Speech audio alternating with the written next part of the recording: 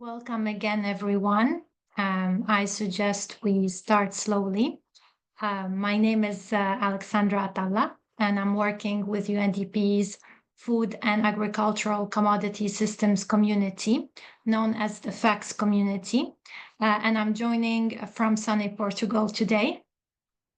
So today's event, which is organized under the GEV7 World Bank-led Food Systems Land Use and Restoration Impact Program, will be an opportunity to strengthen your knowledge on policy reform and the value of applying economic analysis through a UNDP policy reform tool called the Targeted Scenario Analysis, TSA. In addition, as the session is focused on Africa, because we had earlier in May the same session but focused on Asia, so today we will also share some examples of the application of TSA, specifically in the context of Liberia and Uganda. Having said that, I would like to introduce our speaker, an expert, Marlon Flores. Marlon is the Global Technical Advisor on Economic Analysis, working with UNDP's Food Systems team. And before handing over to Marlon, a couple of things about the event. So as you see, this event is recorded. We are planning to have two Q&A sessions, one which will be shorter and a longer one at the end. So if you have any questions throughout the event about any of the presentations, please feel free to put them in the chat box. And finally, we have also French interpretation available throughout the event today. So thank you for joining us again, and over to you, Marlon.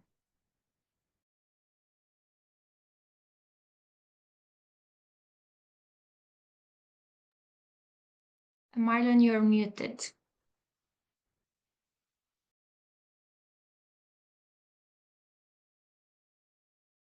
Myself. Okay. Good morning to all participants. I'm Marlon Flores. I'm delighted to be here presenting to you on policy reform, the work we do with UNDP and partners, and the context of economic analysis, how policy reform and policy analysis interact using our tools and other partners' tools here. So that said, I want to show you what's the agenda for today. We will this presentation will provide leads on the following 10 topics. It's a pretty extensive list, but it's about one slide per topic. So we look at what policy matters, go through the policy reform cycle, project versus policy versus projects all the way, and we'll show a list at the very end of countries that are interested in economic analysis, TSA, and our initial conversations with those countries. Thank you very much. Back to you, Alexandra. So before diving into the content, we would like to run a quick Mentimeter with you. And my colleague Camila will share the instructions in the chat box. And yeah, so in a second, you will see the instructions in the chat box. And then she will share her screen with the Mentimeter. So as you can see, you have several ways to join the Mentimeter. You can either scan the QR code that you see on the screen, or you can go to www.menti.com and type the code, or you can use the link that you see in the chat box. So with whatever way is easier for you.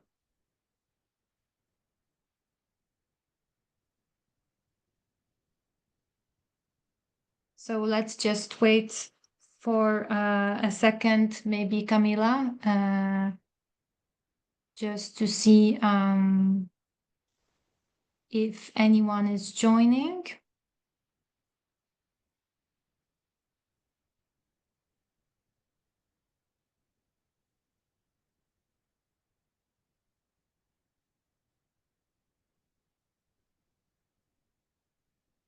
And let's maybe go to the first question.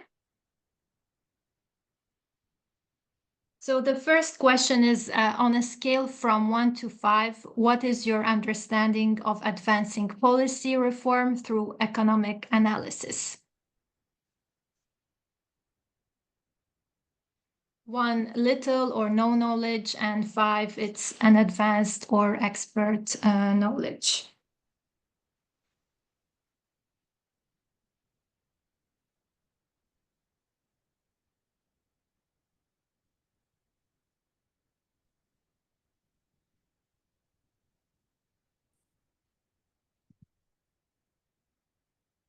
Okay, so we can see that most of you have something in between. So you have some knowledge, but you're not advanced or have expert knowledge, which is great because this session is exactly awareness raising and discovery session. Second question, Camila. So please rank by importance the elements that make a policy coherent. So you have 5 entries here, and depending on which one you think is most important to least important, you can rank them.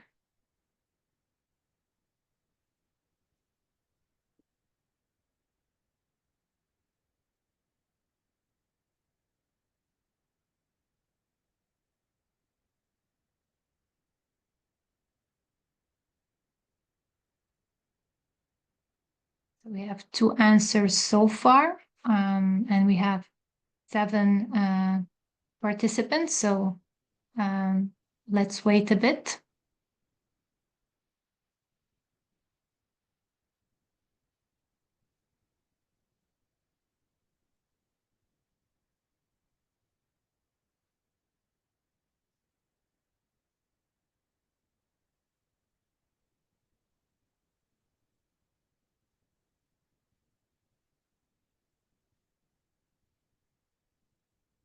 So it seems that the first one by importance would be coordinated structure at different government levels.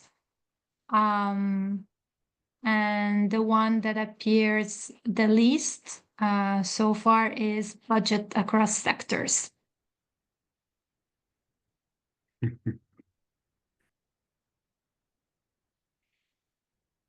Okay, thank you, Camila. Let's move to the third question. So here it's an open-ended question. Why is coherent policy reform more likely to be accepted and funded by public budget decision makers in your view? So you can type up to 2 answers. If you only have 1 answer, you can type in the second box non-applicable and just submit it if that's easier for you.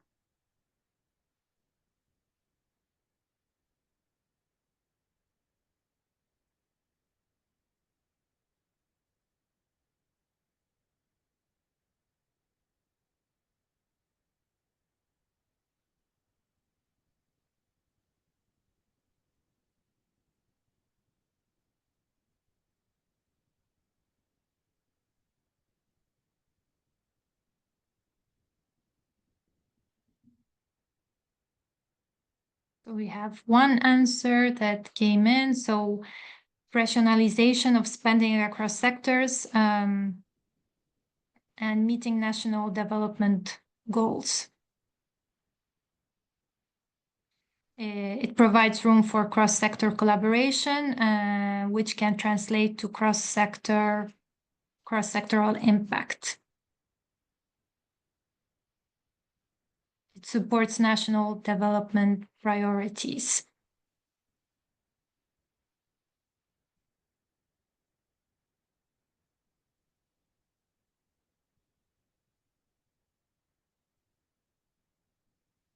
If you have any other ideas, please keep writing them in. I see here there is a fourth one. Coherent policy reform is more likely to gain approval and funding because it aligns with priorities, lowers political risk, and supports effective delivery. So thank you everyone for your inputs. If you have any additional one, you can continue adding them. But for now, we will stop and we will hand over back to Marlon. Okay, thanks very much, Alex. And so let's move on. Those were very interesting answers, and the truth is that all elements interact with each other. So to have policy coherence, you have to try to navigate through all those elements, and we're talking about at least two different policies: management policy and investment policy. So it's good to have a management policy. Most countries have management policies in place, but those policies are not funded. So without the investment policy together with the management policy, everything collapses because you have a nice policy document, but you don't have the funding to implement it, which is the most common case across regions, across countries, and across sectors. So all answers were excellent, and yeah, very, very good. So let's move on, and we have to cover quite a bit. So and apologies for those that were with me in the participated in the Ethiopia World Resources Institute workshop on policy accelerator. They will see some slides that you already seen, but they are some new slides in this presentation. The second presentation will be new to everybody. So let's start by explaining policy in general, in the general sense. A policy is a set of rules, principles, or guidelines that an organization, business, or government uses to guide its actions and decision. Policy provides the framework for behavior and operations. This first slide shows the importance of at least three policy focused on food accessibility, affordability, nutritional values, production, processing, marketing, distribution, and regulation. It shows how these policies directly impact on people's health, the environment, and their livelihoods, as well as improving people's diets and food supplies. Additionally, it shows their direct impact on corporate operations. So you can see how the policy focus can have a tremendous impact on different elements. This next slide shows. Marlon, just if you can share your slides because we can't see them. Really? Oh, I thought I was sharing.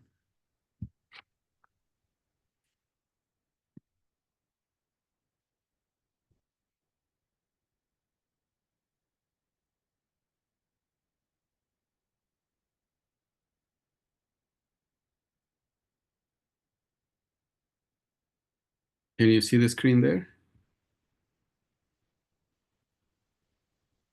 Yes, we can see the screen.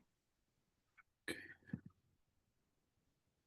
Yeah, I've done it 3 times. I don't know what's going on.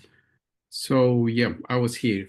So the slide shows 3 typical graphs that represent policy reform cycles. These cycles assume that an optimal path.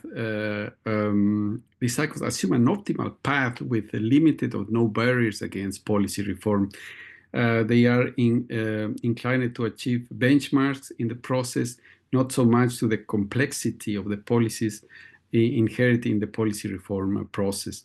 The graph on the left, for me, is more valuable because it incorporates public and policymakers' perceptions of the environmental problem, of the policy problem, and projects its evolution over time as a key driver of policy reform. This helps us to consider the importance of incorporating strategies to increase perception and mobilize political will. This is an aspect that is always neglected in projects, particularly GF projects. The next slide illustrates how localized intervention in projects can have limited impact on policy reform. Working with policy is a better means to achieve more significant and lasting results and benefits than individual projects. Direct policy work addresses underlying systematic issues rather than providing temporary solutions through isolated initiatives, meaning that positive impacts are more likely to persist after a project is completed. For us, a typical case of GF projects, after the project ends, all efforts decline or tend to disappear. However, combining macro level actions with demonstration projects can help to validate policy options. This slide compares the main obstacles to policy reform and various intrinsic constraints that projects too often have. Some, but not all, of the project's shortcomings go beyond its ability to influence, for example, political instability and government accountability. That's perhaps beyond the capacity of the project. But accordingly, in addition to direct work at the macroeconomic level, such as productivity, priority could be given to actions, benchmarks, and indicators that address coherent policy reform during project design and implementation.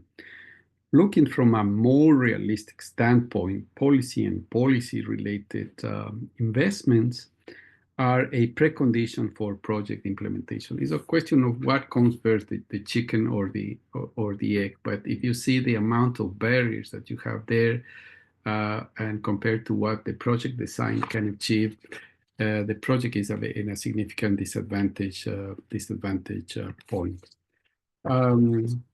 This next slide show you that it is essential to prioritize political action. This table shows the regulatory quality index in follower countries. This index represents the government's capacity to formulate and implement sound policies and regulations that enable and promote private sector development. And this is an example, of course. The private sector is key to the sourcing, processing, prices, and marketing of food and commodities. With few exceptions, most follower country scores negative points. This is a significant challenge for all follower country projects. In the case of Africa, you see that we really don't have we only have Guinea. No, we don't have positive rankings. So it means that the work, we really have to make really strengthen our efforts in the African region. This map here in this slide shows. Oops, this is going back. I don't know how to get it back. Yeah. This is a health-related food policies map that shows countries with economic policies. Economic policies could include taxes and subsidies, for example, or mandatory regulations like front of the package labeling. I added the follower country projects to this map, and we see that 14 out of 27 country projects, which is 50%, are implemented in countries without health-related food policies. 9 out of 11 countries in Africa. 8 country projects in countries with mandatory regulations. Only 5 country projects in countries with both economic and mandatory regulations. This data is essential to understand priorities, development coherence in policy, and getting an idea of the level of effort we need to invest in the different regions. Okay, so let's get into the nitty-gritties. So who are the policy decision makers? Identifying and involving policymakers is essential. We need to clarify about who they are. This is critical when designing coherent policies affecting several sectors. The involvement of policymakers is crucial to incorporate their development goals into policy design. It also ensures their understanding, acceptance, and practical implementation of the new policy, leading to better chances of success. Policymakers bring their experience, their perspectives on feasibility, policy feasibility, and ability to navigate to complex political realities to enact policy reform more effectively. What we have here is another critical element to consider is the different levels of decision maker, the interactions, and their respective challenges. Politicians face short-term and unstable political planning horizons, typically 4 years in office, pressure from lobbyists and geopolitical competition. For example, Kazakhstan is involved in an increasing geopolitical trade competition between Russia, China, the United States, and the EU in Central Asia. But if you just think about the current tariff wars that the American government is putting across the planet, it's very complex. Weak high-level decision-making power can also weaken mid-level decision-making structures, making decision-making even more complex. Policy decision makers, context and accountability. Two points here. The degradation of natural capital is gradual and occurs over years or over decades. Therefore, policymakers have ample opportunity to continue implementing unsustainable policies that degrade nature without being held accountable, because the impact of unsustainable policies take a long time to be seen. Similarly, the lack of economic data demonstrating the economic consequences of pursuing unsustainable policies impedes accountability. Governments do not have to demonstrate sustainable use and investments in natural resources. The next slide is about policy coherence, and some people have already seen this slide, but policy coherence refers to the combination of several elements. That's what it means, policy coherence. And the question was about these elements. As you see, all of them are very important. Clarity in economic of net benefits, alignment with policies of other sectors, coordination mechanism, support multiple goals, and cross-sectoral budget. It's coherent because it involves looking at it through a macro lens, involves what you can do with management policy, but also you need, as I mentioned before, investment policy to be able to execute the management policy. And the example below shows an example of a multi-objective cross-sectoral element of policy related to food and agriculture. Another critical element that affects policy reform, it's uncertainty. This affects the policy reform because it makes it difficult to calculate or give value to the different policy options. So this slide shows externalities. There are critical external factors that affect calculation in economic analysis when projecting changes in financial, economic, and other indicators. And this, of course, they can affect the shape of policy. There are at least 3 levels to consider: exogenous economic policy uncertainty and market-based uncertainty. So you see there, they are interrelated as well. So we have to incorporate all these calculations when we talk about, consider these elements when to work on policy reform. Is economic analysis essential for successful policy reform?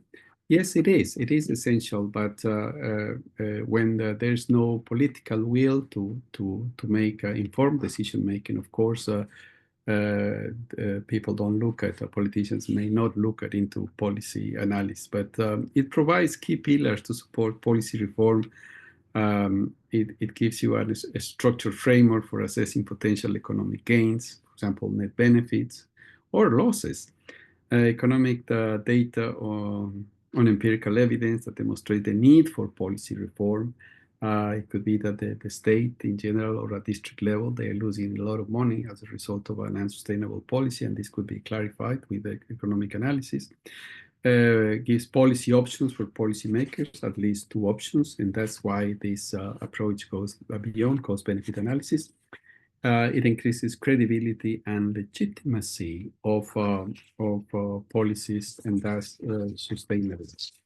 So we're coming to an end of this presentation, and here's where it comes the first view of UNDP's policy-centered TSA, which is targeted scenario analysis. It has 5 steps: identifying the policymakers and capturing his or her objectives through policy questions, but it could be more than one policymaker, especially when we talk about coherent policy, multi-sector budgets, then you have several decision makers. Important to define a lead decision maker which is going to lead the effort for policy reform. We'll talk about that in the next session. Step 2 defines the same scenarios. 3 selects the criteria and indicators to be used to respond to policy questions. The step 4 is actually the economic analysis. You see, it's just one part of the whole pie.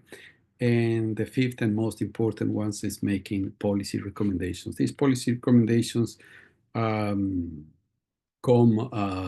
together with an action plan and a policy brief, which makes it easy to understand for decision makers. So around this pie, you see examples, just very quick examples of what happens on its face, and it's from the Dominican Republic TSA on coffee from 2024.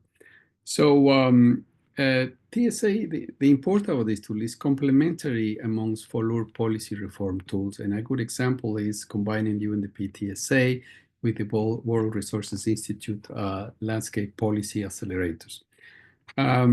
Few instruments are available to support policy reform. Policy reform entails a wide range of uncertainties that are difficult to capture and organize using a single methodological approach. However, 2 tools are available under FOLUR, the UNDP TSA and World Resources Policy Accelerator. The UNDP tool focuses on economic analysis, while the World Resources Institute strongly emphasizes on capacity building. Both are available to follow policymakers and projects. And let's move to the final slide here. I just wanted to share with you the list of countries that have, in a capacity building assessment, they express interest in TSA support. So we have Burundi, Cote d'Ivoire, Ethiopia, Ghana, Guinea, Kenya, Liberia, Tanzania. So ongoing TSAs are marked with a double star. Liberia has a previous TSA from 2022. We're going to use that case study in the following presentation. But I will start discussions. We have already started discussions with some of these countries about how to land one of these TSA studies in collaboration with the World Resources Institute, which makes it the approach all much stronger. And I think that's it for now. And I'm going to stop there and back to Alex. Thank you so much. Thank you, Marlon. So before we go to the next section, which would be specifically diving into the policy reform tool, the targeted scenario analysis, just wanted to check if colleagues who have joined us today to have any questions, comments. We will have a longer Q&A at the end of the session, but we have some time to take 1 or 2 questions right now.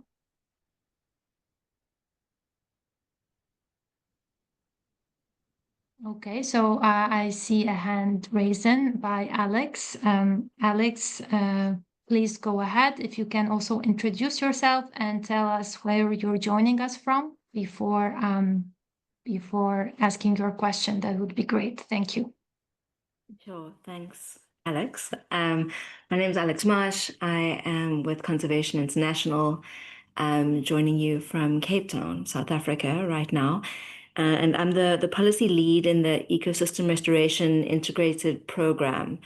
So Marlon, yeah, thanks so much for that, and good to connect post Ethiopia. My question is kind of about how you build understanding and capacity in country through running the TSAs.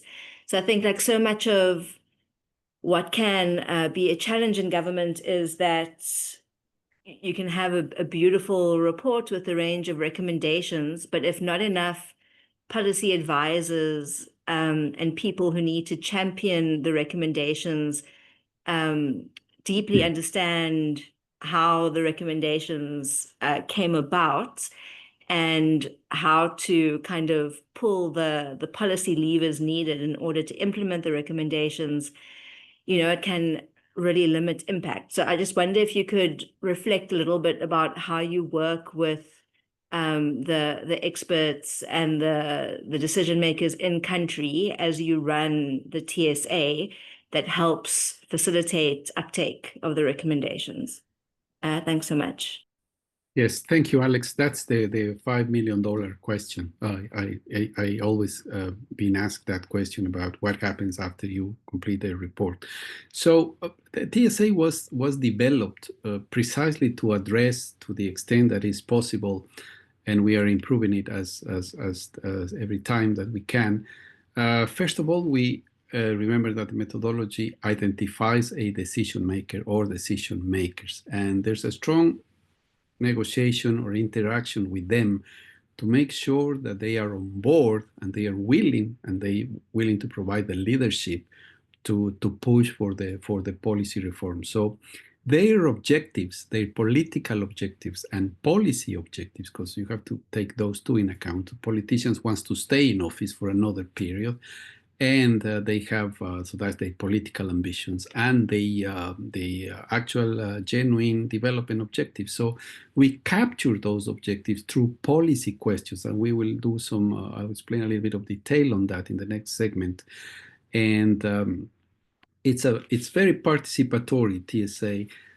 We expect to engage policymakers in each step of the TSA study, because our in a way motto is that the TSA is not for the project, it's not for UNDP, it's not for the follower partners, it's for the decision makers. We don't do anything with the study. And of course, we come to an end of a study where we have a product, we have the report, we have the policy recommendations, and we have an action plan and a policy brief that are products of the TSA. So all those elements are tools for following up on the implementations. What is normally happening, and I can give you a couple of examples, is that after the resources, the results of the study are embraced by the decision makers, then we build like a follow-up coalition. And in the case of Uganda, and Fidel might speak a little bit of that, we are working at the very, very highest level with the Office of the President, the Ministry of Tourism, and the Uganda Wildlife Authority to be able to implement those recommendations. And we also are working with a very important influencer, a global influencer on tourism, American-based. It's anchor of travel news of the channel, the network CBS in the United States. So we have put that coalition, which is a very, very high level, to push for a policy recommendation. Sometimes a policy recommendation gets implemented with a simple call from the upper level to the lower level.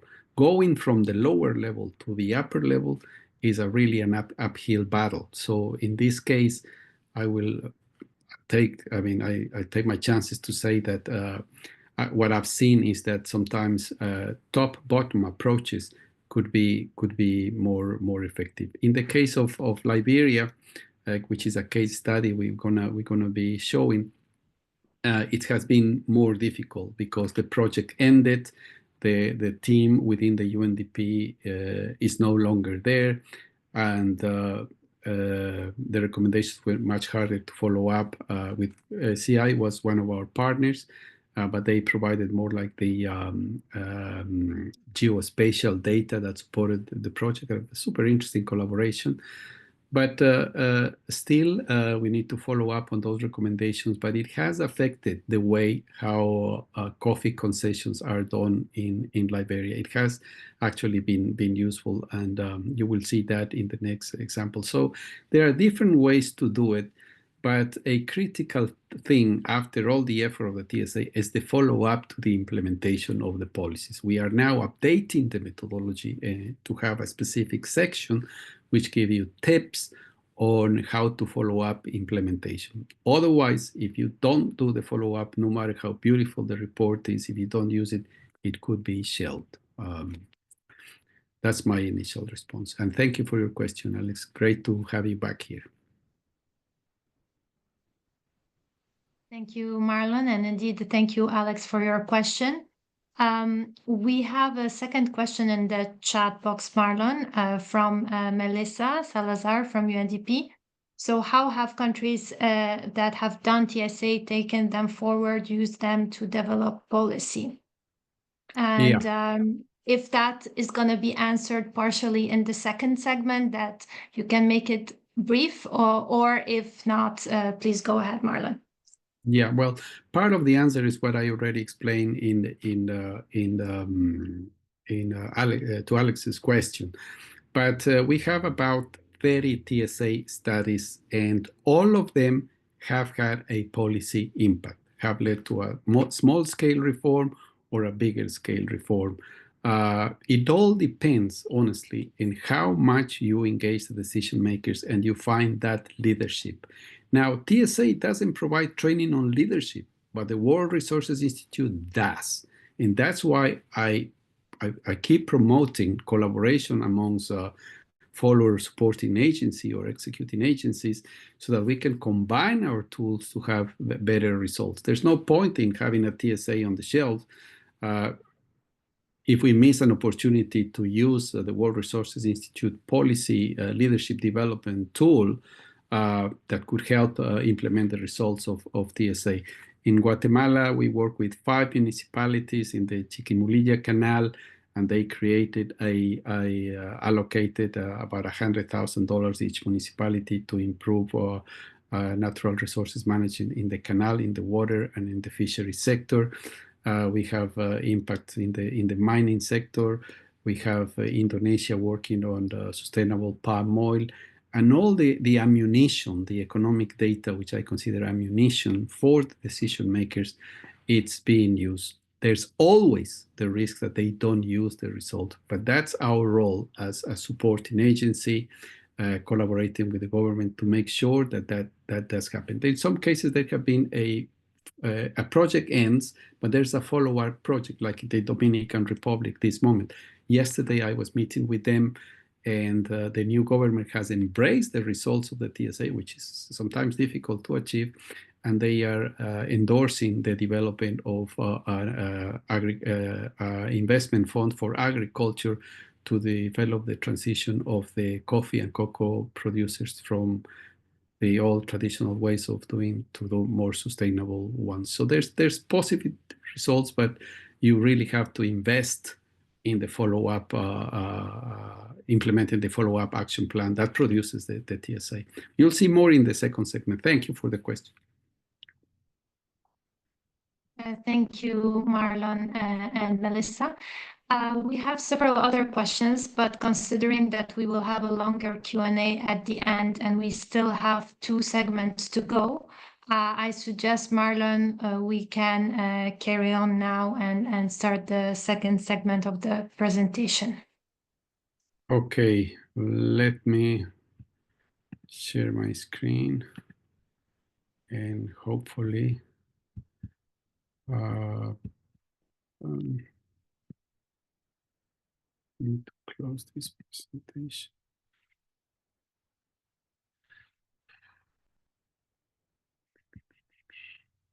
I'm going to stop sharing for a second.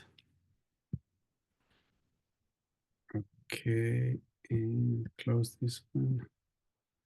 Just opening the next presentation.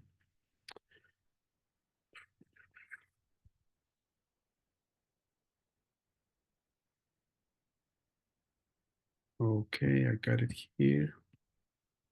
And going to share screen now.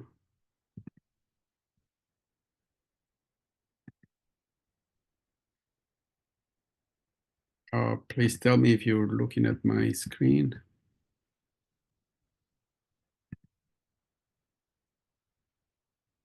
Are we good? Yes. Yes. Yeah. So again, welcome to the second part of this follow discovery session on the role of economic analysis in policy reform. This presentation, it will take a little less than 20 minutes and provide leads on the following topics there. You can see decision makers information needs, what is TSA, the TSA five-step approach. For that, I'm going to showcase the TSA study in Liberia, whether my colleague Fidel will showcase after my presentation a couple of testimonials and give you a quick overview of the TSA in Uganda. Those are very different sectors and will be interesting for African countries to look at these two examples. We're going to look at the time frame for the TSA. We're going to look at the services that we offer to follow country projects, the TSA global footprint, and the TSA value added if time permits. So let's move on. Let's start considering what type of information decision makers are interested in to push for sustainable policy reform. But remember that not all policymakers are interested in sustainable policy reform. Many of them actually want to do the contrary. They want to stay looking at short-term gains and degradation of natural resources. Because they know that the impact of that degradation is not going to show during their time in office. So what is essential? Here are some examples. Clarity on financial and economic benefits will be an individual at the company or corporation level, and at the societal level when we're talking about net benefits that are returned to the society. They always concerned about the unintended impacts of policy reform. Who are the winners? Who are the losers? When you change a policy, there's always going to be somebody that loses privileges or subsidies, for example, and need to be compensated somehow. They want to look at measurements, which is a critical part of the economic analysis, like qualitative indicators like equity, women's participation, gender, quantitative indicators like number of jobs, and quantitative monetary indicators like net benefit, net income, tax revenue to governments out of the sector production, foreign exchange flows from exports and things like that. Remember also that economic analysis only makes sense when one or more specific policies are being analyzed. So let's move on. What other information is critical to decision makers, but is generally missing? Policymakers need data from continuous long-term impact analysis, which compares and shows the relative changes over time under two alternative policy interventions, business as usual, BAU, and sustainable economics management, which is the opposite. It's the more sustainable path, using key monetary and non-monetary indicators. The absence of these information makes decision makers unaccountable. We already mentioned that for unsustainable policies that degrade nature. Here's where TSA comes very handy provide this type of information. So what is targeted scenario analysis, TSA? It is an innovative economic analysis approach that provides evidence-based aggregated economic data to assist policy reforms making to assist policy decision makers to advance sustainable policy reform. I said aggregated because TSA aggregates. There's a lot of statistical analysis in TSA depending on the availability of information, but it also uses information for other type of evaluation, anything like cost-benefit analysis, opportunity cost, net present value, other market-based valuations. If there's anything that is important and relevant for the TSA, we will use that information. The TSA is not excluding, it actually aggregates information from different analyses. The final product of the TSA is a package of coherent policy reforms supported by economic data. A TSA presents in a balanced way, the pros and cons of continuing with the business as usual or shifting to a more sustainable policy. Remember here that not all BAU is bad. Most countries show elements of transitioning from BAU to SEM. Liberia is a good example. Uganda, it's a good example. I mean, I haven't seen any country which is not transitioning actually from BAU and SEM. There's always a policy, a sound, sometimes coherent, sustainable policy. The problem is mostly that they don't have budgets for implementing it and to take action. So business as usual, it's a dynamic status quo where excludes ecosystems management in sector development policies.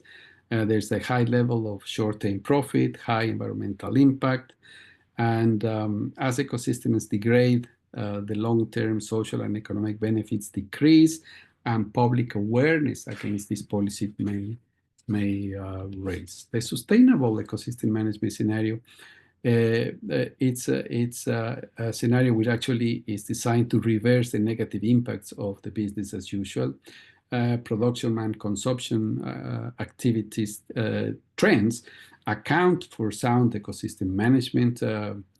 So there's no threatened by this consumption, production, and are not threatened by the degradation of their natural resource based. What is the value added of comparing two alternatives for policy interventions? TSA goes beyond cost-benefit analysis. It compares two policy paths.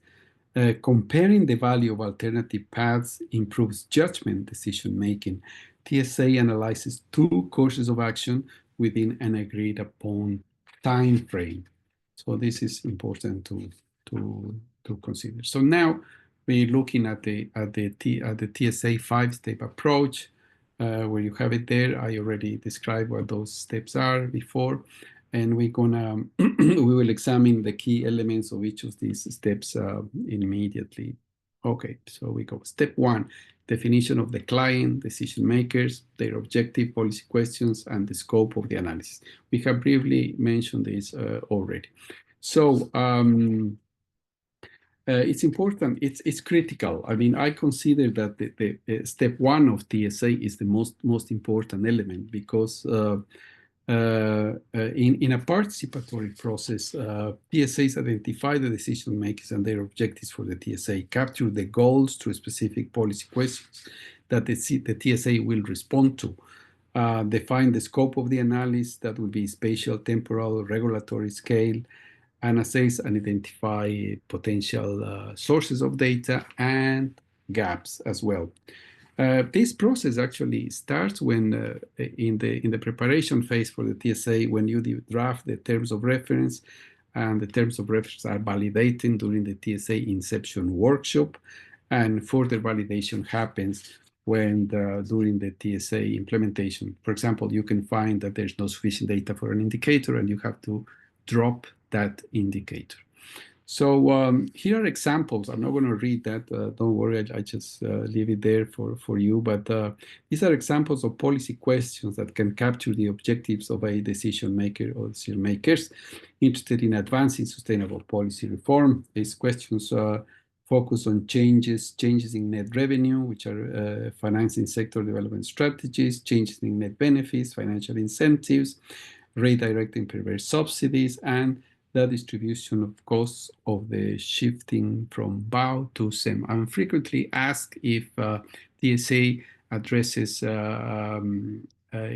perverse incentives or redirecting perverse financial incentives. The answer is yes, but providing the incentive of that question is put forward so that the TSA can look at it.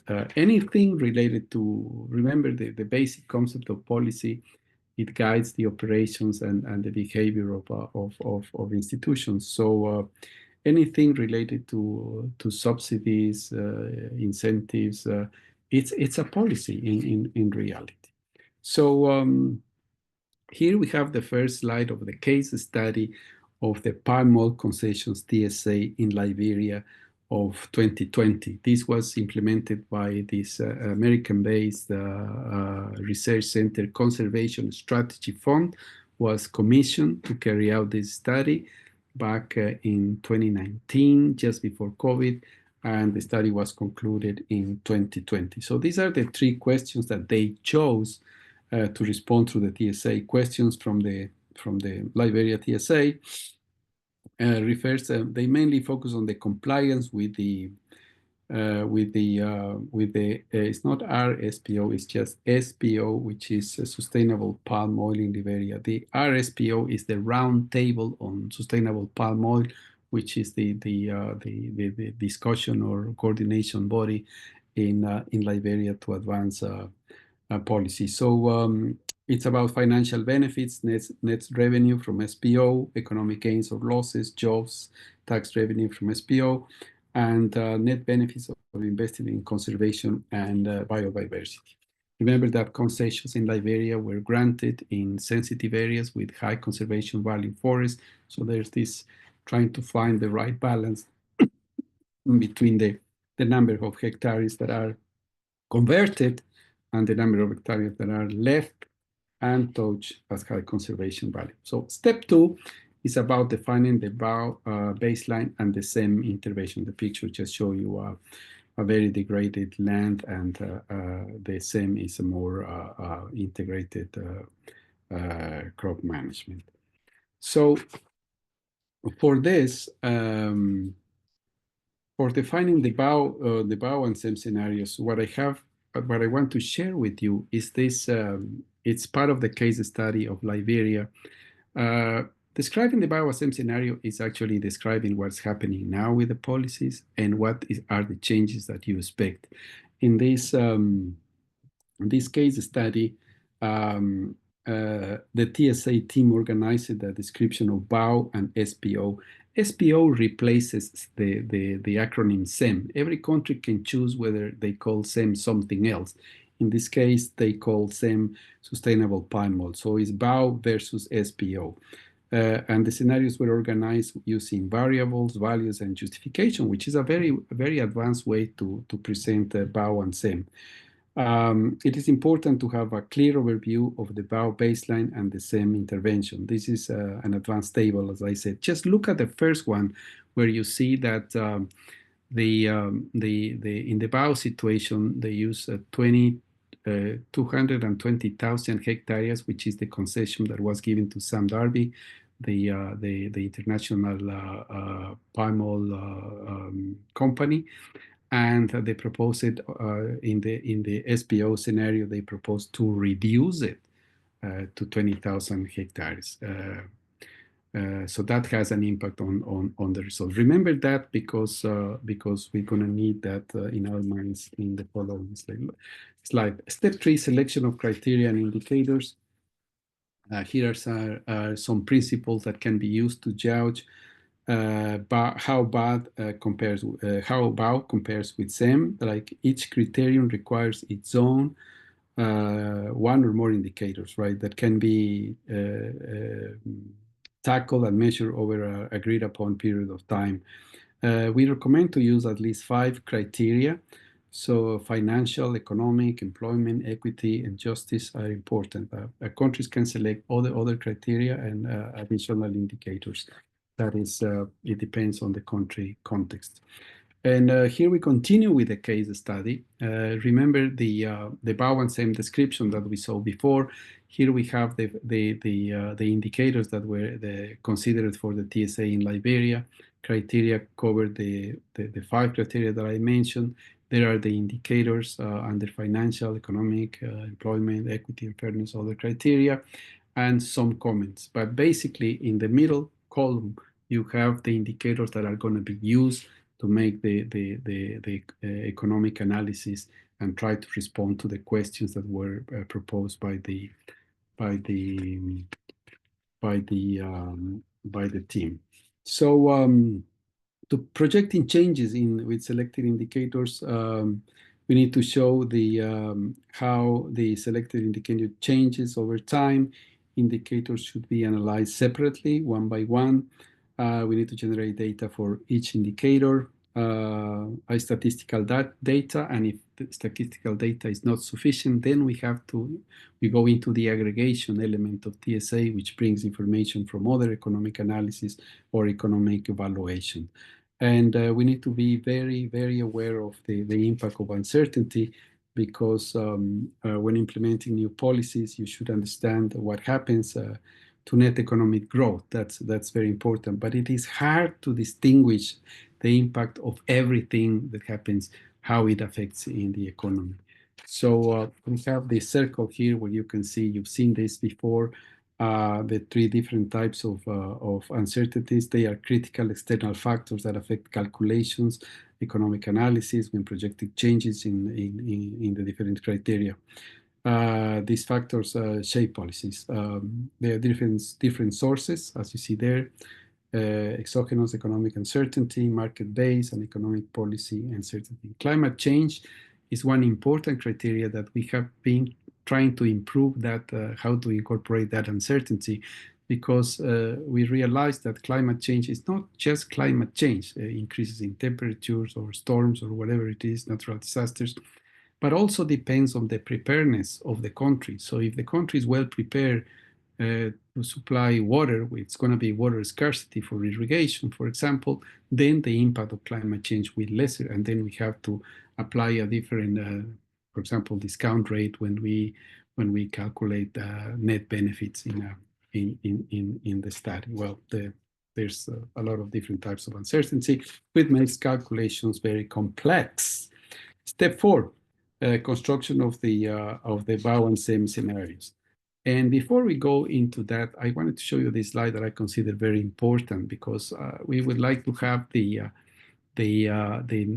analysts that are in charge of the TSA report to really understand how BAO impact on ecosystems and how climate change as a element of uncertainty also impacts ecosystems. These 2 elements together have a tremendous impact on, in this case, in this example, livestock production. And this we have to be very clear and very detailed, because we say in general, oh, it's going to be a problem, it's going to be less, the livestock sector is going to less productivity, but why is the question? And here in this diagram, you can see growth, milk production, reproduction patterns, adaptation, and disease occurrence. So all these elements have to be considered to be able to create a realistic and credible scenario where we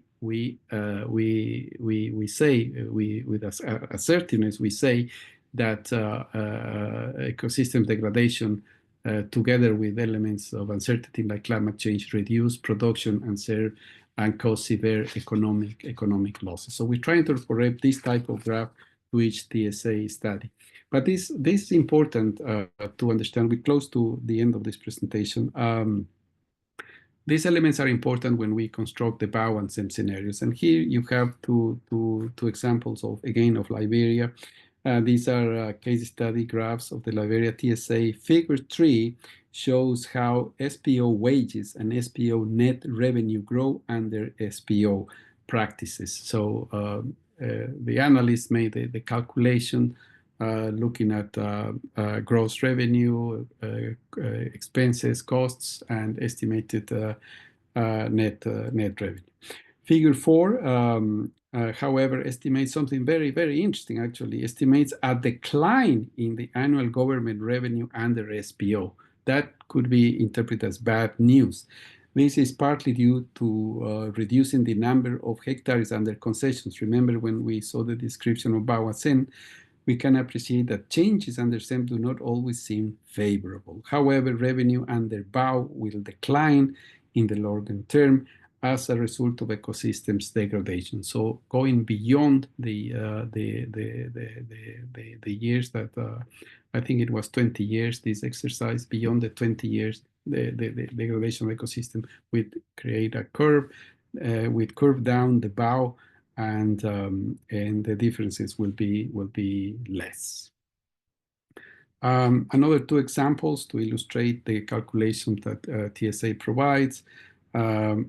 Figure 3 shows, no, this is figure 8, this is figure 8, right? So this addition of graphs in figure 8 shows how women will significantly benefit from the shift to SPO. Only direct employment is higher under BAO, and that's because concessions employ more people.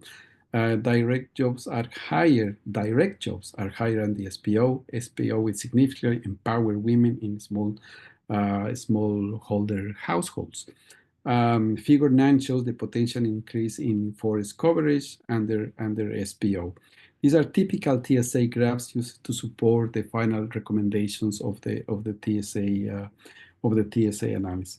So let's, for last, look at a couple of recommendations under step 5. Here in this screen, you see the cover of the report of Liberia, the policy brief, which is a 3-page document that shows the critical results. There are also examples here of policy briefs of Uganda, Kyrgyzstan, and one in Peru. But let's look at these 2 recommendations. The recommendations in the case of Liberia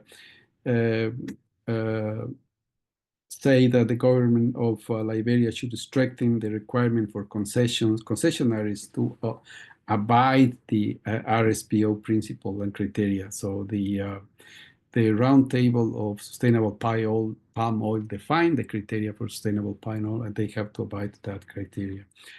Issuing an additional explicit regulation through the Ministry of Agriculture to gain additional force, and the IMCC, which is the Interministerial Commission on Concessions, could push for an executive order from the Office of the President to reinforce this. That executive order could involve allocation resources for monitoring compliance. So, and the other one is about the government of Liberia to develop a workable model for smallholders, emphasizing securing affordable credit and credit to finance startup costs. The advantage of the SPO scenario versus the BAU, the BAO scenario, hinge on the commitment of the government to push for sustainable palm oil. Final slides. This is the TSA process. It involves a 7 to 12 month process, which is better done the first year of the project. Why the first year? Because policy. So if you wait for the last year of the project, it's going to be very difficult to set up the follow-up to the TSA recommendation. It can be done, but it's more risky that the TSA report gets shelved. The time frame includes the TSA inclusion of the project, the induction, which is the inception workshops, negotiation with policymakers, implementation of the 5 steps, peer review, and making the policy recommendations. The UNDP food systems provide the technical support for all these phases during the implementation of these studies. I think we're at the final stage, or close to the final. So here is an overview of the TSA-related services offered to follow country projects by UNDP food systems. So our approach with TSA has 3 fundamental pillars, which is training, technical advice and deliver. That's why we aim with our technical support. So when a TSA is feasible, TSA is not always feasible. Sometimes there are no appropriate conditions to do a TSA.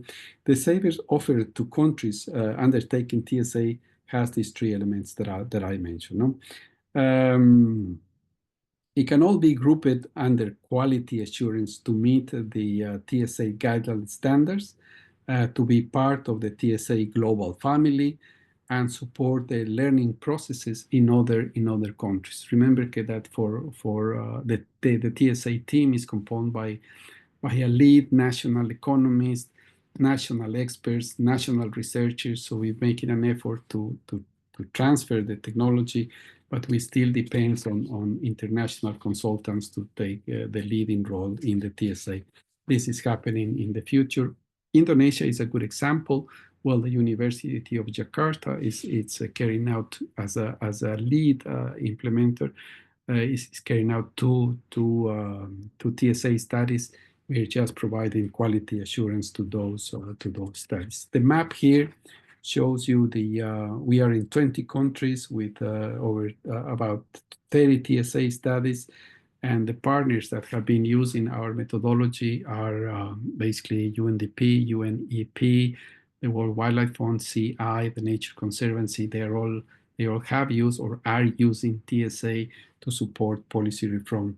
We have started negotiations in the African region with Kenya, Ethiopia, Liberia, and possible Ghana. We will start negotiations with them, discussions to see the viability of implementing TSA. So you want to be part of the family of TSA, you need to meet certain standards, quality standards, so that the report is credible. And honestly, this is the last slide. I've been saying that for a while, haven't I? So the value added of TSA. So you have three levels there. The country level, client, important things are that increases sustainable sector productivity and long-term profitability. It could increase GDP at the national or subnational level, and increase benefits to producers and value chain stakeholders. At the institutional level, TSA increment UNDP and its partners the credibility vis-a-vis the government's technical capacity. Obviously, TSAs combine the capacity of UNDP and high-profile companies specialized in TSA and local experts. And funding donors will find the TSA study as a mechanism to monitor the quality of their investments. It was a lot of information in a short time, but thank you so much for listening. And here I'm going to stop and for questions, and back to you, Alexandra.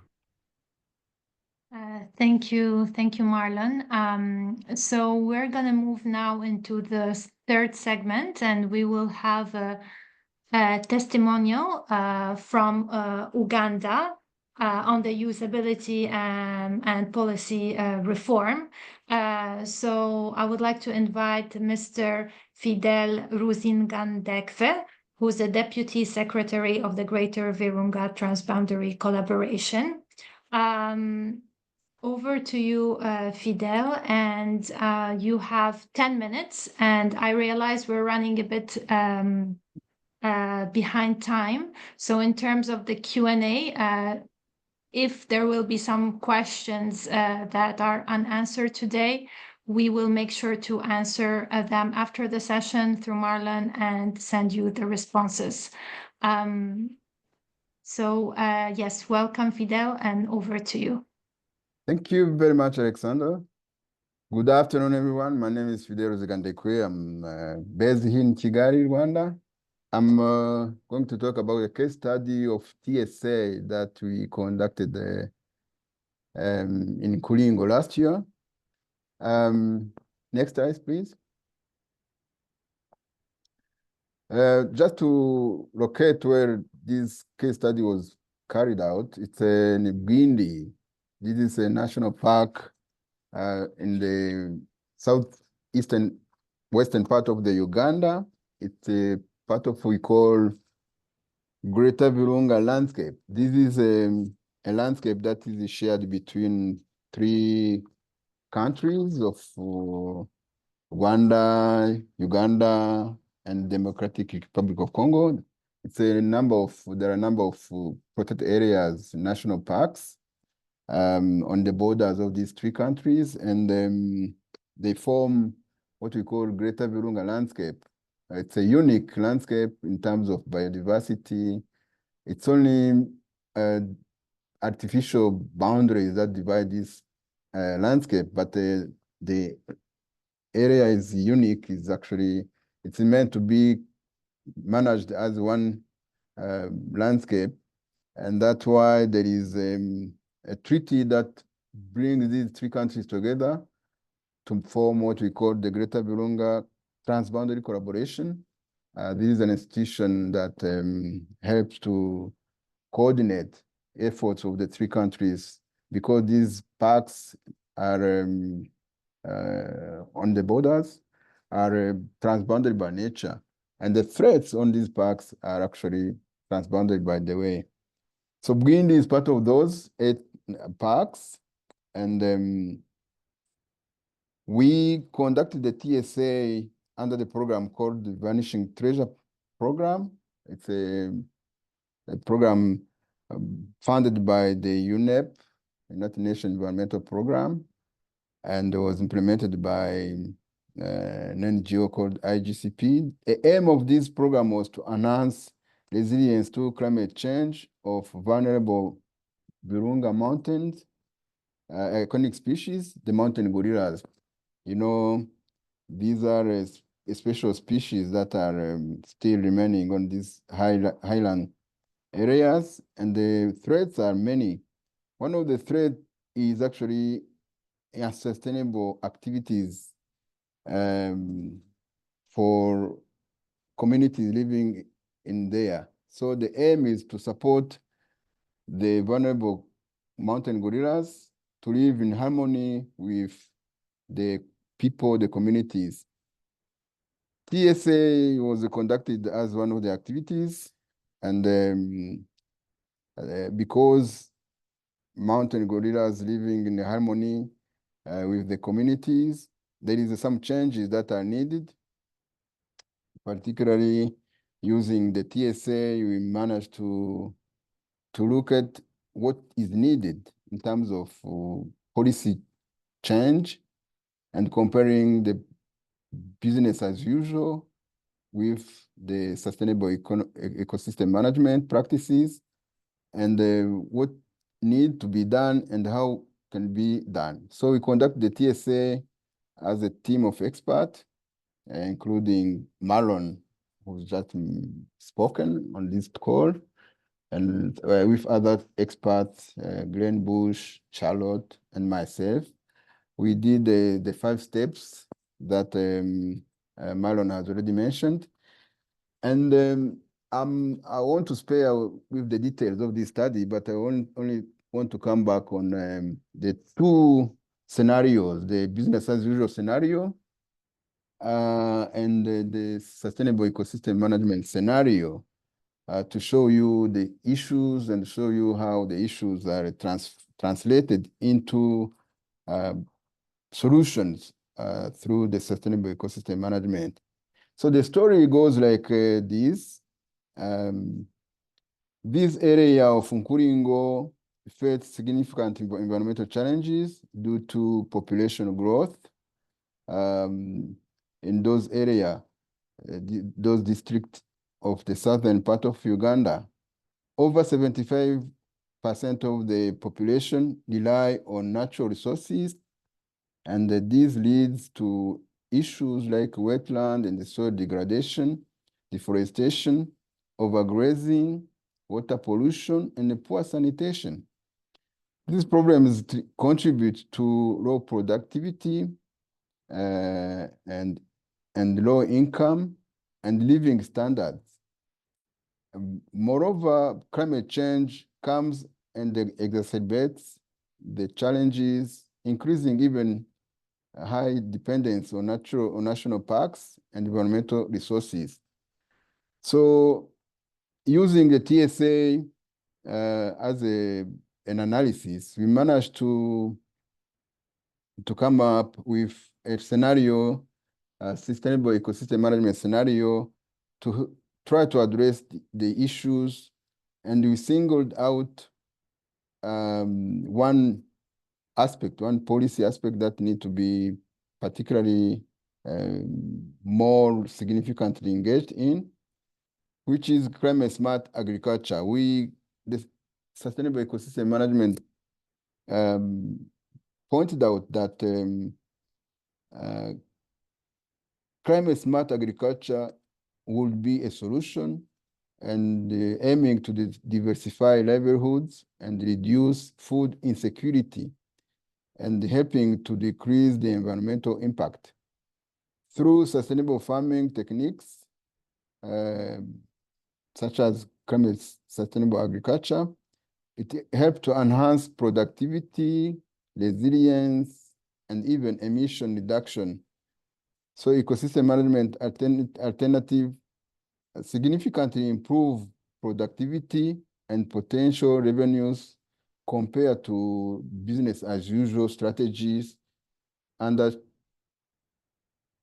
climate change future scenarios. The TSA came to the conclusion that this climate smart agriculture can lead to an average revenue increase of 117%. So an increase in particularly in benefiting key agriculture crops for food security and income generation. Of course, to come up with these figures, there are a lot of assumptions and using economic analysis and economic metrics. Now, next slide, please. I've been asked about to testify on the usefulness of the tool and to identify and substantiate the policy reforms. Was the TSA useful? My answer is yes. The TSA helped to correct and organize and also analyze data specific to the sector, to the agricultural sector.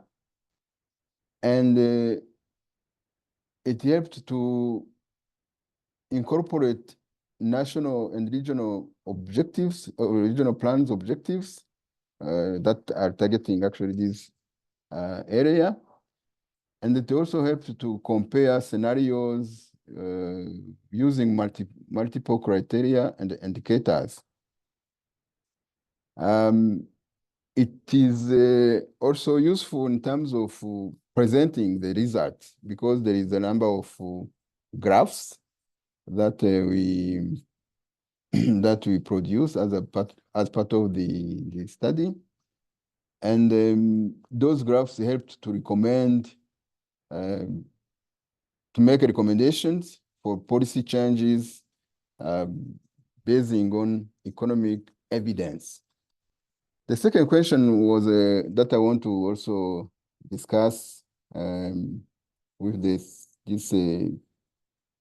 slide was, what are the main challenges that we faced in making the follow-up of the TSA recommendation? Well, we grouped the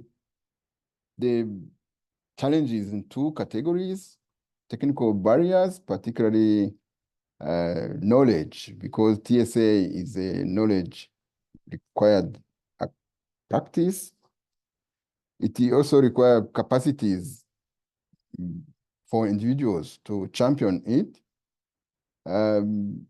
It requires also resources. Of course, resources are needed, and sometimes resources are limited to make the changes that are required. So institutional barriers are also quite important to mention, because in our case, we find out actually there is a need to change the culture in the institutions. Many of these institutions are working in silos individually. So there is a need for cultural change need for behavior change. There is also coordination at different level between sector. Here we are talking of sector of agriculture, but we also referencing the sector of natural resources management, natural conservation, wildlife. So there is a need to have a coordination between these sectors. Most of the time, these sectors are not talking to each other, and whatever needs to be done has to take into account the dialogue between the sectors. There is also a barrier related to inter and inter-institutional coordination. Inter-institutional coordination related to the institutions that are mandated to carry out businesses in these two sectors, agriculture and nature conservation. Even within those institutions, there is a need to have actually a talk. Policy makers talking to technical people, talking to operational, and vice versa. There is also a need to set up a planning culture that helps to capture the evidence and cascade this evidence to the policy making level, and also helping to capture the evidence at the ground level. Another barrier was resource allocation. Resource allocation was also a key point to take into account when it comes to really making the recommendation effective. Sometimes institutions are facing with limited resources, but even those resources are concentrated at some levels, particularly the higher levels, but not cascaded down to the ground level for implementation and for monitoring. I think that's what I wanted to share with the team, with the members. Be ready to provide any answers that may be raised. Thank you very much for your attention. Thank you very much, Fidel, for sharing your insights and recommendations based on your experience. With this, we have only 3 minutes to go until the end of this event. And as mentioned in the chat box, we will make sure to answer the majority of the questions that didn't get answered yet after the session. So we will send the responses to the individual participants. Maybe, Marlon, we can take one question and then maybe have 1 minute just to close the event. So the question is from Helen Ding, and Helen is asking, are there any established processes for monitoring whether and how governments have implemented the TSA recommendations?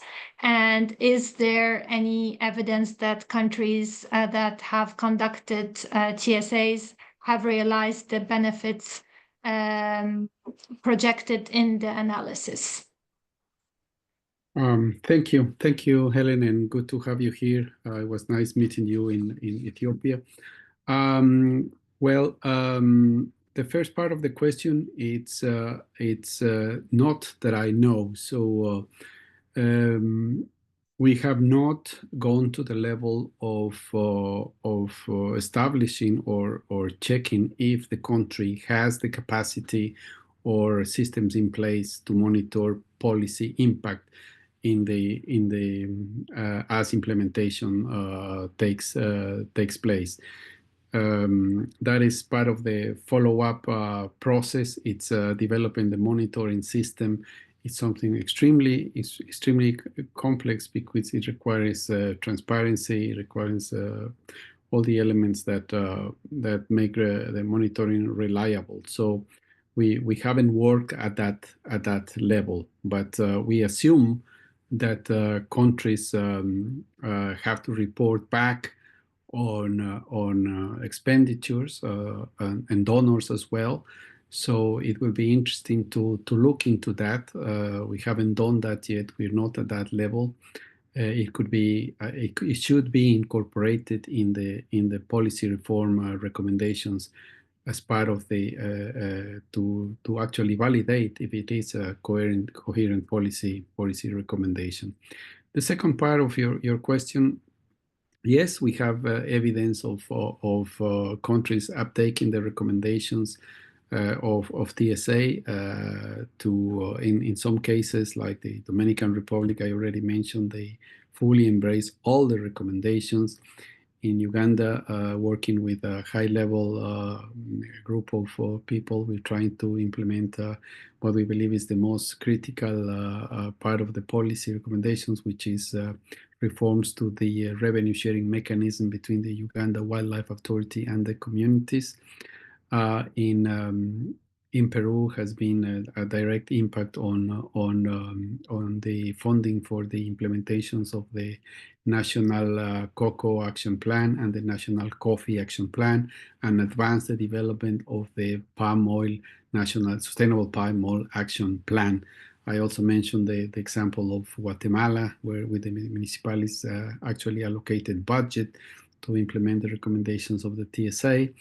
And we have, in every country, really, there's at least one example where you can see that countries are embracing TSA.